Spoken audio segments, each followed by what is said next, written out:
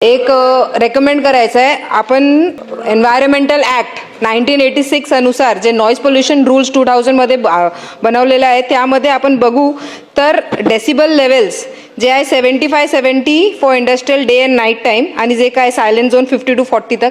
तर या आपल्याला डेसिबल लेवल्सला रिवाईज करण्याची गरज आहे. मला माहीत आहे सेंट्रल इश्यू आहे, आपण त्यावर चेंज करू शकत नाही, आपण ते रिवाईज करू शकत नाही, पण कदाचित महाराष्ट्रामध्ये हे आता इश्यू चालू आहे तो महाराष्ट्रामध्ये एक सर्वे करून ते आपण सेंट्रलला पाठवले, पार्लिमेंटला रेकमेंडेशन पाठवले, ते एक नवीन काही आपल्याला डेसिबल लेवल ठरण्याची गरज आहे. कारण हे 1986 एन्व्हायरमेंट ॲक्टच्या अनुसार आहे. कारण आता सभागृहाचं जर आपलं डेसिबल लेवल आपण इथे बसून मेजर केलं तर 60 वरतीच आहे. सन्मान्य ताईंनी जो विषय या ठिकाणी मांडलेला आहे तो खरा आहे. याचं कारण आपण जर डेसिबल लेवलचा विचार केला तर जी ॲम्बियंट नॉईज लेवल आहे तीच आपल्याकडे खूप जास्त आहे.